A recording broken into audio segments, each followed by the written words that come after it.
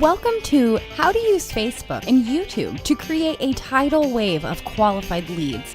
Thank you for watching How to Use Facebook and YouTube to create a tidal wave of qualified leads. Okay, before we get started, the first thing I'm going to do is ask you a couple questions. How many of you are using Facebook and YouTube to market yourself right now? I see your hands, please. Okay, thank you. How many of you would if you knew how to do it? Okay, good. The first thing I want to do before we get started is thank you for your time. And the reason I do that is because a long time ago, a friend of mine, and I'll never forget it, he said the most valuable thing anyone can give you is their time. So how many consider your time valuable? May I see your hands? Okay, thank you.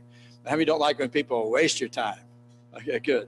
So my commitment today that we're going to do our best over the next 2 hours to make sure your time is well spent. So thank you for showing up. We have a saying here that early is early, late is late, and on time is what? On time. And I can tell you this right now. I don't listen to what people say because talk is what? Cheap.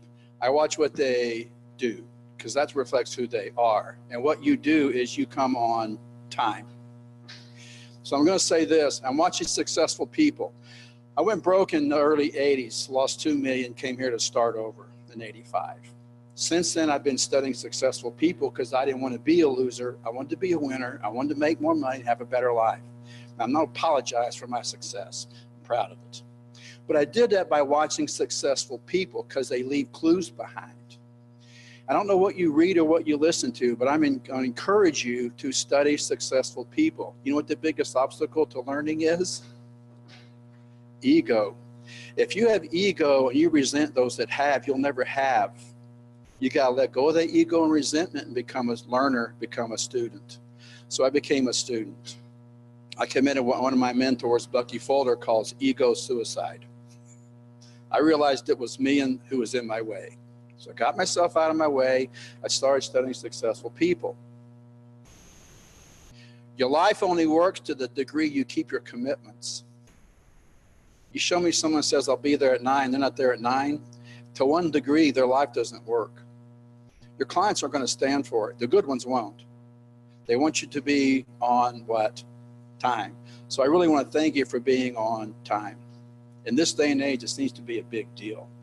You know, the courtesies, manners are pretty much gone. People ask the RSVP, they don't RSVP, they show up, or the RSVP and don't show up.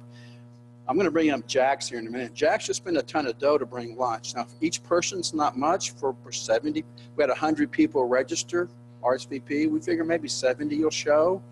70 sandwiches, 100, it's $10 a piece, whatever it is. It's not a deal killer. It's not going to make or break a company, but you do that repeatedly and it becomes an issue, right? So I just want to not only thank you for your time, but thank you for being on time. Says who you are. So thank you for keeping your agreement. Thank you for being here. Before we get started, I just want to introduce myself, if I may. Is that okay? Okay, my name is Wayne Morgan. I'm one of the owners of the Real Estate Business School. The other owner is sitting right over there in the corner. This is my wife, my best friend, and my best business partner ever. Lynn, please give her a hand. So Lynn was a very successful broker. She ran the largest real estate company in town at the time for 13 years. Then we discovered that the school was for sale in, 2 recessions ago. So we've been through 3 now. We bought it in the recession of the 80s. And our friends gave us lots of what they call good advice.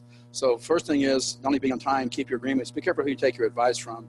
Because most people only tell you what you can't be, do, or have. Most people only tell you what you can't be or do or have. And I'm telling you, you can be, do, or have anything, but you got to be careful who you take your advice from. And most people recommend against personal growth or professional growth or getting rich because I think there's something wrong with it. I'm telling you, there's nothing spiritual about poverty.